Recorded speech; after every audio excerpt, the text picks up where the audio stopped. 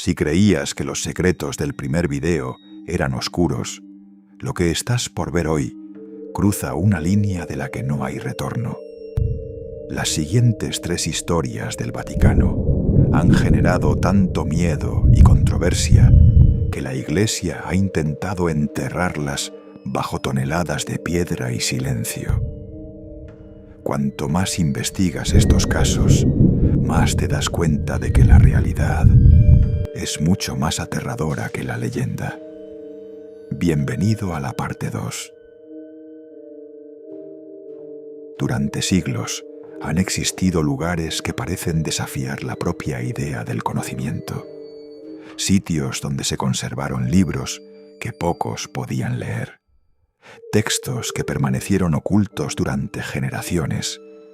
Y obras consideradas tan peligrosas que en ciertos momentos de la historia, simplemente poseerlas podía costarte la libertad o incluso la vida. Entre todas esas historias, existe una que destaca por encima de las demás, la historia de la llamada Biblioteca Prohibida. No se trata de una única habitación escondida en algún rincón oscuro del mundo, ni de una puerta secreta protegida por guardianes silenciosos. La Biblioteca Prohibida es en realidad una idea que fue tomando forma a lo largo de siglos. Una colección de conocimientos que diferentes autoridades religiosas consideraron demasiado peligrosos para circular libremente. Para entender cómo surgió esta historia, debemos retroceder varios siglos. En una época donde los libros eran extremadamente escasos, donde la mayoría de las personas no sabía leer, y donde el conocimiento representaba una forma de poder. Durante la Edad Media, copiar un libro podía requerir meses de trabajo. Cada página era escrita a mano. Cada ilustración era elaborada cuidadosamente por escribas especializados. Los libros eran tan valiosos que algunas bibliotecas custodiaban sus ejemplares con cadenas de hierro para evitar robos. En aquel mundo, controlar la información significaba controlar las ideas. Y controlar las ideas significaba controlar sociedades enteras. Fue precisamente en ese contexto cuando comenzó una larga lucha por determinar qué conocimientos podían difundirse y cuáles debían permanecer ocultos. La Iglesia Católica, al igual que otras instituciones poderosas de la época, vigilaba cuidadosamente los textos que circulaban entre la población. No todos los libros eran considerados seguros. Algunos eran vistos como amenazas directas para la fe. Otros cuestionaban doctrinas establecidas. Y algunos simplemente proponían interpretaciones distintas de la realidad. Con el paso del tiempo, ciertas obras comenzaron a desaparecer de la circulación pública. Algunas fueron destruidas, otras quedaron encerradas en archivos, y muchas terminaron almacenadas en colecciones de acceso restringido. Poco a poco comenzó a surgir la idea de que existían bibliotecas enteras dedicadas a custodiar textos prohibidos, lugares donde se conservaban obras que la mayoría de las personas jamás tendría permitido leer. Uno de los momentos más importantes de esta historia llegó en el siglo XVI. Europa atravesaba una profunda crisis religiosa. La Reforma protestante estaba transformando el continente. Las ideas de Martín Lutero se expandían rápidamente, y la Iglesia se enfrentaba a uno de los mayores desafíos de su historia. En respuesta, surgieron mecanismos destinados a controlar la difusión de determinadas publicaciones. Entre ellos apareció una herramienta que pronto se volvería famosa: el Index Librorum Prohibitorum, el índice de libros prohibidos. Era una lista oficial de obras cuya lectura era considerada peligrosa para los fieles. A lo largo de los siglos, cientos de libros fueron incluidos en ella, algunos por motivos teológicos, otros por razones filosóficas, y otros simplemente porque cuestionaban las enseñanzas aceptadas por la Iglesia. Lo sorprendente es que muchos de los nombres que hoy consideramos fundamentales para la historia del pensamiento aparecieron en esas listas. Filósofos, científicos, escritores, intelectuales cuyas ideas terminarían transformando el mundo. Pero mientras el índice crecía, también crecía otra cosa: la fascinación por los libros prohibidos. Porque existe una regla casi universal en la naturaleza humana. Cuando algo es prohibido, inmediatamente se vuelve más atractivo. Los rumores comenzaron a multiplicarse. Se hablaba de textos ocultos en monasterios, de manuscritos encerrados bajo llave, de conocimientos reservados únicamente para ciertos miembros de la Iglesia.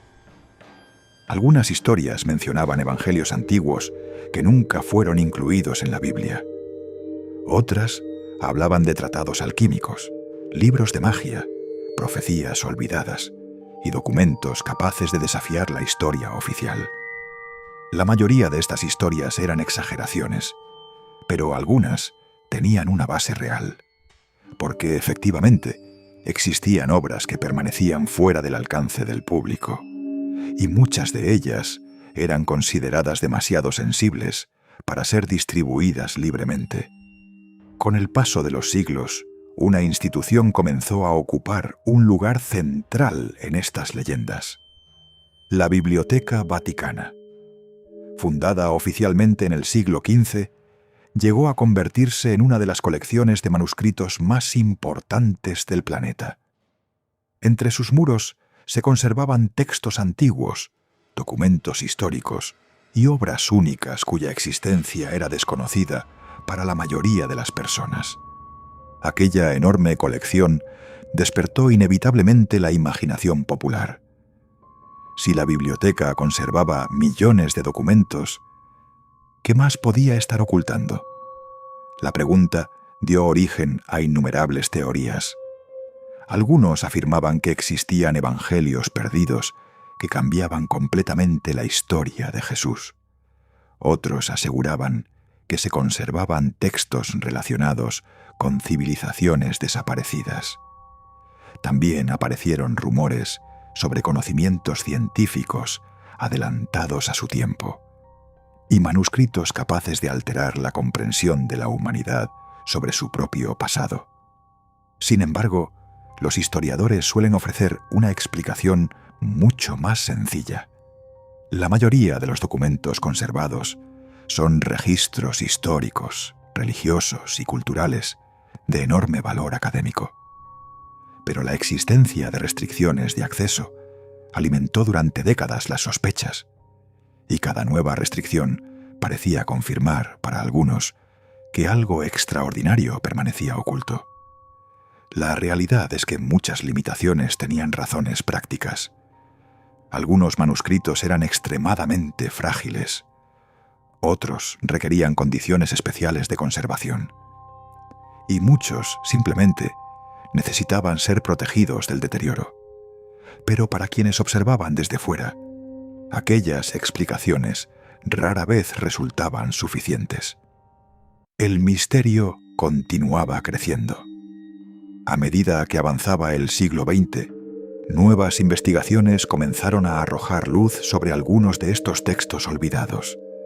Evangelios apócrifos, escritos de comunidades cristianas antiguas, documentos que ofrecían perspectivas diferentes sobre los primeros siglos del cristianismo. Lejos de destruir la fe, muchos de estos descubrimientos ayudaron a comprender mejor la complejidad del mundo antiguo. Pero también demostraron algo importante: la historia siempre es más compleja de lo que parece.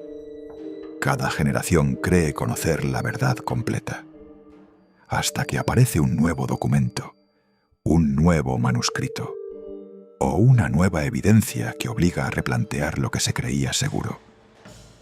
Quizás por eso la idea de una biblioteca prohibida continúa fascinando al mundo, porque representa algo más profundo que una simple colección de libros.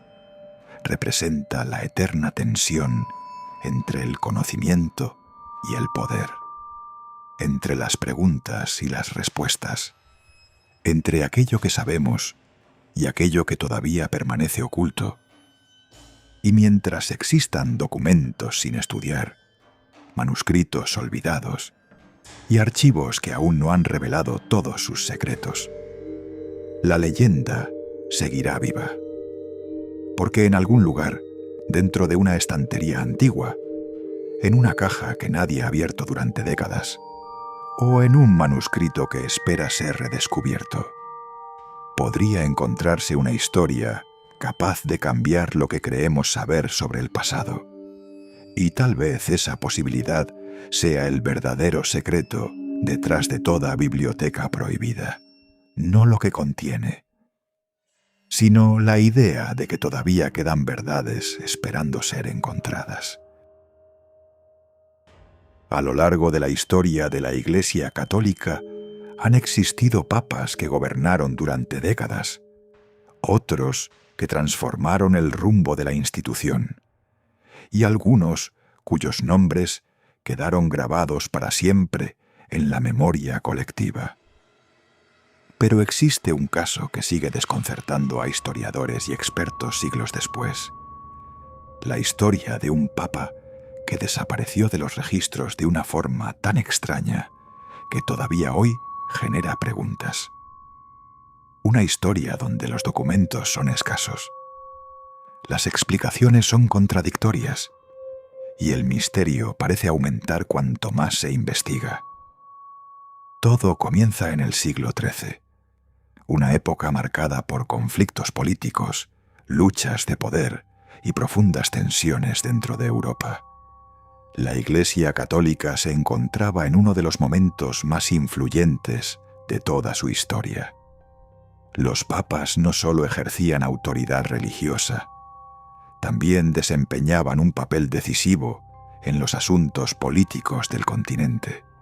Fue en ese contexto cuando apareció una figura llamada Pietro Angelerio, un ermitaño conocido por su vida austera y su profunda espiritualidad. Durante años había vivido alejado del poder, lejos de los palacios, lejos de las intrigas políticas y lejos de las disputas que caracterizaban a las altas esferas eclesiásticas. Sin embargo, el destino tenía otros planes para él. En 1294, tras una larga crisis dentro de la Iglesia, los cardenales se enfrentaban a un problema sin precedentes.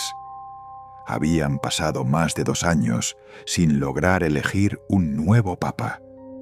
Las divisiones internas eran profundas, las negociaciones parecían interminables, y la situación comenzaba a preocupar a toda la cristiandad. Fue entonces cuando ocurrió algo inesperado. Los cardenales decidieron elegir a Pietro Angelerio, un hombre que jamás había buscado el poder, un anciano ermitaño que vivía prácticamente aislado del mundo. Cuando recibió la noticia, quedó completamente sorprendido. Según algunos relatos de la época, incluso intentó escapar. No deseaba convertirse en papa. No se consideraba preparado para aquella responsabilidad, pero finalmente aceptó y fue coronado bajo el nombre de Celestino V. Desde el primer momento quedó claro que no era un pontífice convencional. Mientras muchos papas estaban acostumbrados a navegar complejas redes políticas, Celestino parecía sentirse incómodo dentro de aquel mundo. Las decisiones administrativas lo abrumaban, las presiones políticas aumentaban cada día, y las luchas de poder dentro de la Iglesia se volvían cada vez más intensas. Poco a poco comenzó a comprender que el cargo era muy diferente de la vida espiritual que había llevado durante décadas. La situación se volvió insostenible, y apenas 5 meses después de asumir el pontificado, tomó una decisión que sacudió a toda Europa. Renunció. Algo prácticamente impensable para la época. Durante siglos se había considerado que un papa ocupaba su cargo hasta la muerte. La idea de abandonar voluntariamente el trono de San Pedro parecía inconcebible. Sin embargo, Celestino V decidió apartarse. La noticia provocó una enorme conmoción. Algunos interpretaron la decisión como un acto de humildad. Otros la consideraron una muestra de debilidad. Y algunos sospecharon que detrás de la renuncia existían presiones ocultas. Poco después fue elegido un nuevo papa, Bonifacio VIII. Y es aquí donde la historia comienza a volverse verdaderamente extraña. Porque tras su renuncia, Celestino intentó regresar a la vida de retiro que siempre había deseado, pero nunca tuvo la oportunidad. Bonifacio VIII tomó una decisión que generaría controversia durante siglos. Ordenó que el antiguo pontífice fuera detenido. La explicación oficial afirmaba que existía el riesgo de que algunos sectores utilizaran a Celestino como símbolo para desafiar la autoridad del nuevo papa. En otras palabras, su sola existencia podía convertirse en una amenaza política. El antiguo pontífice fue capturado y posteriormente trasladado a una fortaleza aislada. Allí permanecería bajo vigilancia constante, alejado del mundo, alejado de sus seguidores y prácticamente desaparecido de la vida pública. A partir de ese momento, los registros se vuelven cada vez más confusos. La información disponible es limitada y las versiones comienzan a divergir. Algunos documentos afirman que vivió tranquilamente sus últimos meses en cautiverio. Otros sugieren que las condiciones eran mucho más duras de lo que se reconocía oficialmente. Finalmente, en 1296, se anunció su muerte. Pero lejos de cerrar la historia, aquel acontecimiento abrió nuevas preguntas. Casi de inmediato comenzaron a circular rumores que afirmaban que Celestino no había muerto de causas naturales, rumores que hablaban de asesinato, y rumores que acusaban directamente a quienes ocupaban el poder en aquel momento. Con el paso de los años, una teoría se volvió especialmente popular. Algunos sostenían que el antiguo papa había sido eliminado para impedir cualquier intento de restaurarlo en el trono pontificio. La idea resultaba difícil de probar, pero también difícil de descartar completamente. Décadas más tarde, cuando sus restos fueron examinados, surgieron nuevas controversias. Algunos investigadores afirmaron haber encontrado señales que parecían compatibles con una muerte violenta. Otros rechazaron esas conclusiones y defendieron las explicaciones tradicionales.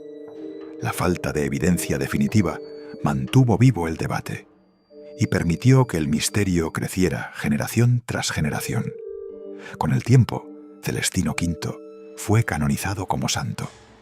Su imagen quedó asociada a la humildad, al desapego del poder y a la decisión extraordinaria de renunciar al cargo más importante de la Iglesia.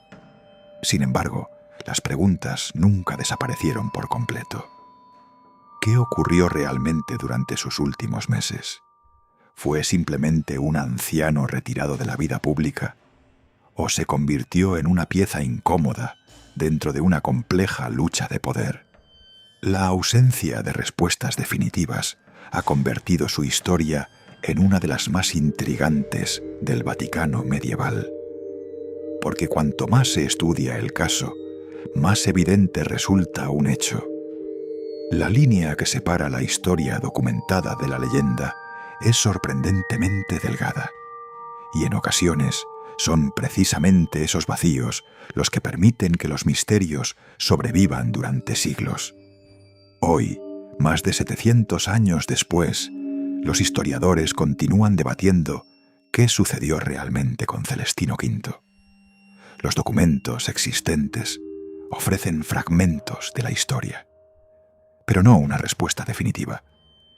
Y quizás sea precisamente esa incertidumbre lo que mantiene vivo el enigma, la historia de un papa que renunció cuando nadie lo esperaba, que fue apartado del mundo poco después y cuya desaparición de la vida pública continúa proyectando sombras sobre uno de los episodios más extraños de la historia de la Iglesia Católica. Porque a veces los mayores misterios no nacen de lo que sabemos, sino de todo aquello que jamás logró quedar escrito. A lo largo de la historia de la humanidad, hay documentos que no solo registran hechos, sino que parecen marcar un antes y un después en la forma en que entendemos la realidad. Documentos que no se leen como simples registros administrativos, sino como fragmentos de un momento donde el mundo entero estaba cambiando sin darse cuenta. Y entre todos ellos hay uno que ha sido estudiado, reinterpretado y debatido durante siglos: el llamado dossier del caso Galileo. No se trata de un único texto, sino de un conjunto de expedientes, cartas, actas de interrogatorio y registros internos que reconstruyen uno de los conflictos más importantes entre la ciencia emergente y la autoridad institucional de su tiempo. Un archivo que, más que responder preguntas, las multiplica. Para entender su origen, debemos viajar a comienzos del siglo XVII. Europa no era un continente estable, era un campo de tensiones intelectuales, religiosas y políticas, donde cada nueva idea podía convertirse en una revolución o en una amenaza. Durante siglos, la visión dominante del universo había sido clara. La Tierra se encontraba en el centro de todo, y el resto del cosmos giraba a su alrededor en una estructura ordenada y perfecta. Esa idea no era solo científica, era filosófica y también teológica, porque explicaba el lugar del ser humano dentro de la creación. Pero en ese mismo periodo, algo comenzó a cambiar. Pequeñas observaciones astronómicas empezaron a cuestionar esa estructura, no con teorías abstractas, sino con evidencia directa del cielo nocturno. Galileo Galilei, utilizando uno de los instrumentos más avanzados de su época, el telescopio, comenzó a registrar fenómenos que no encajaban con el modelo tradicional. Las lunas de Júpiter, las fases de Venus, las irregularidades de la superficie lunar. Cada observación era una grieta en una idea que había permanecido intacta durante siglos, y cada nueva evidencia aumentaba una tensión que todavía no tenía nombre. Porque el problema no era únicamente lo que Galileo veía, sino lo que esas observaciones implicaban.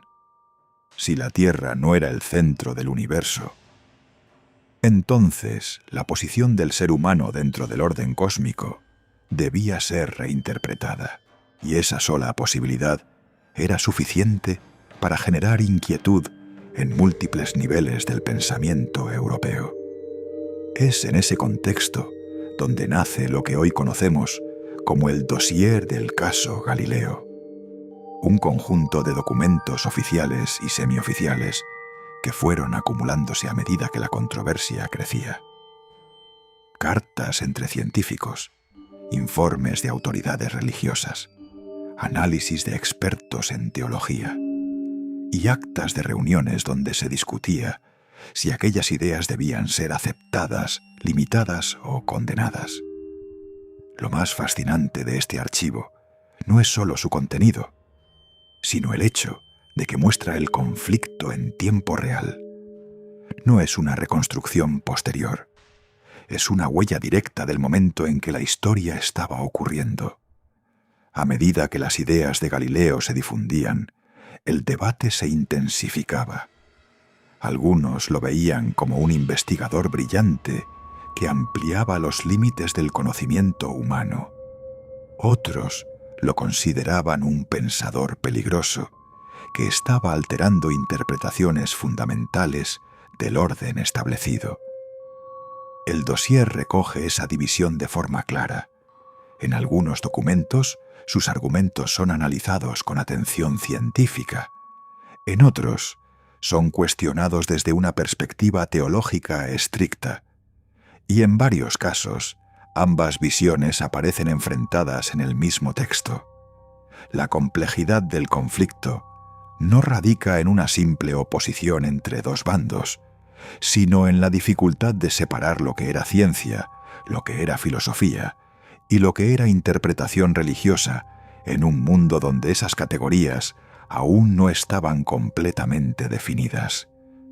Con el tiempo, la tensión aumentó hasta llegar a un punto crítico. Galileo fue llamado a comparecer ante autoridades eclesiásticas para explicar y defender sus ideas. Las actas del dossier describen interrogatorios detallados, preguntas sobre sus publicaciones, sobre sus afirmaciones públicas y sobre la manera en que interpretaba los datos obtenidos de sus observaciones. También muestran algo menos evidente: el esfuerzo de ambas partes por encontrar un equilibrio entre la preservación de la doctrina y el avance del conocimiento. Pero ese equilibrio no fue posible mantenerlo indefinidamente. Finalmente, Galileo fue obligado a retractarse de algunas de sus afirmaciones más polémicas, un episodio que quedó registrado oficialmente en el dossier y que con el tiempo se convirtió en uno de los momentos más simbólicos de la historia del conocimiento humano. Sin embargo, el archivo no termina ahí, porque lo que ocurrió después también quedó documentado. Cartas posteriores, reacciones dentro del mundo académico y reinterpretaciones del caso que comenzaron a surgir incluso durante la vida de quienes lo presenciaron.